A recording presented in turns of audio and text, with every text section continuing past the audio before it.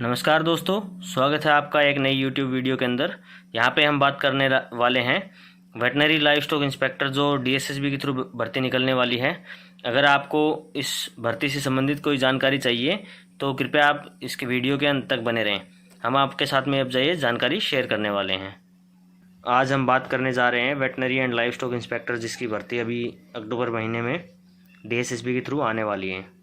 अभी इसके अंदर रूमर चल रही है कि 110 वैकेंसीज अभी आने वाली हैं। पहले इसकी 78 वैकेंसी आई थी, जिसके अगेंस्ट में 1340 फार्म भरे गए थे। जो एक RTI के माध्यम से हमें प्राप्त हुआ कि जानकारी तो उसके अनुसार 78 वैकेंसीज के अगेंस्ट में 1300 कुछ फार्म भरे गए थे। 1340, जिसको अगर देखा जाए तो एक कोई ज़्यादा फार्म नहीं थे। और इसके अंदर एक एग्ज़ाम होगा और उसके थ्रू ही इसकी भर्ती होगी। अब हम इसकी बात कर लेते हैं एजुकेशनल क्वालिफ़िकेशन के लिए। एसेंशियल क्वालिफ़िकेशन, उसके अंदर क्वालिफ़िकेशन में एजुकेशनल क्वालिफ़िकेशन और एक्सपीरियंस क्वालिफ़िकेशन की दो तरह की क्वालिफ़िकेशन की यहाँ पे रिक्वायरमेंट रहती है। एसेंशियल क्वालिफ़िकेशन के अंदर आपको 12th पास होना चाहिए। आर्ट्स, साइंस या कॉमर्स आप किसी से भी करके आएँ 12th, कोई दिक्कत वाली बात नहीं है। 2 ईयर का आपके पास में वेटनरी का डिप्लोमा होना चाहिए और एक्सपीरियंस आपको 1 साल का होना चाहिए। अब यहाँ पे जो 2 साल का वेटनरी का डिप्लोमा और जो आपने +2 करके आए हैं, उससे ज़्यादा इम्पोर्टेंट यहाँ पे 1 साल का एक्सपीरियंस भी हो जाता है।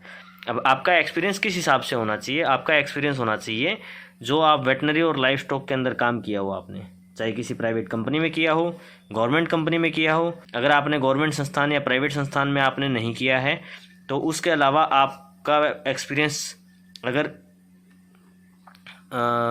पर्सनल भी हो, अगर आपने पर्सनल भी कुछ किया हो तो उसके अंदर आपका सैलरी दिखाने का एक हिसाब किताब होना चाहिए। या तो आपने उसका ITR भरा हो और उसके अंदर आपने दिखाई हो कि हाँ आपने ये सर्विस दी है, अगर तब आप उस कंडीशन में आप अपना दिखा सकते हैं। अगर आपने फिर ये नहीं किया है, सेल्फ प्रैक्टिस भी नहीं करी है, तो सेल्फ प्रैक्टिस की और आपने ITR नहीं भरा तो फिर उसको फिर नल एंड वॉइड हो जाएगा वो।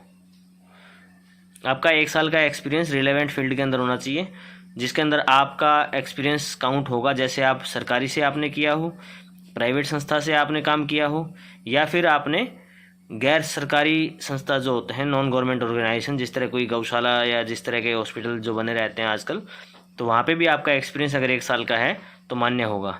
इस एक्सपीरियंस के साथ में आपकी सैलरी स्लिप जो है वो PDF फॉर्म के अंदर जब आप फार्म भरेंगे अपने DSSB का, तब उस टाइम पे आपको अपलोड करनी है। अब इसके बारे में बात कर लेते हैं। तो इसकी पे स्केल जो है 2400 का ग्रेड होता है।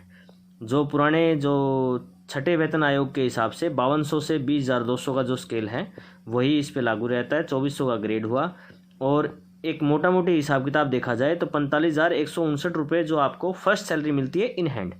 बाकी आपका जो कट के और जो भी है NPS में जो गया वो एक अलग चीज़ है, लेकिन आपको 45,159 रुपये मतलब एक अच्छा खासा अमाउंट आपको पहली सैलरी के हिसाब से मिलने लग जाता है। मतलब कि आपके 2 साल की सर्विस के बाद में आपको 50,000 रुपये से अधिक की सैलरी आपको मिलने लग जाएगी। इसमें एज की जो रिक्वायरमेंट है, जो 18 से लेकर 27 साल के उम्र तक है, उन्हीं के लिए ये वैकेंसी है।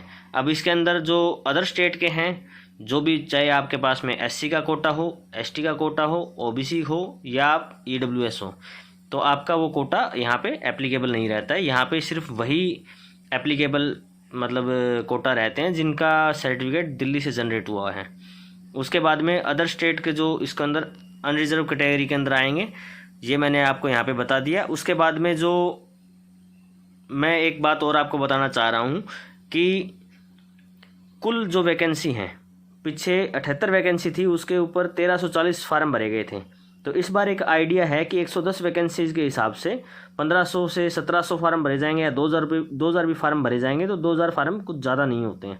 आपको अच्छे से अगर तैयारी करोगे तो आपका आराम से सिलेक्शन यहाँ हो सकता है। अब इसके सिलेबस की बात करते हैं तो सिलेबस अगर इसका देखते हैं तो आपका पहला पोर्शन होता है जनरल अवेयरनेस का, ये 20 नंबर का। GI एंड रीजनिंग जो इजी सा पार्ट माना जाता है। SSC की तैयारी करने वाले जो बच्चे हैं उनको आपको पता होगा, आपने पहले भी कोई तैयारी की होगी, तो उसमें रीजनिंग जो आती है वो भी 20 नंबर की।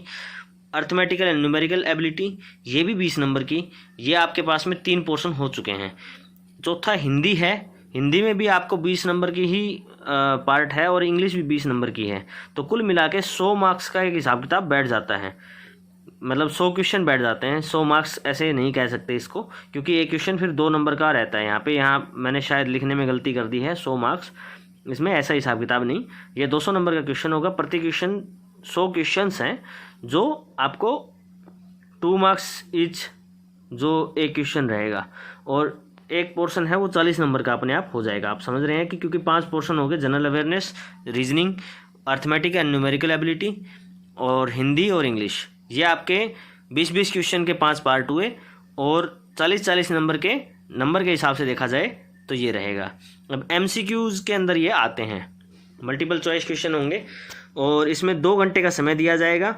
1/4 जो है वो एवरी रॉन्ग क्वेश्चन का काटा जाएगा आपका।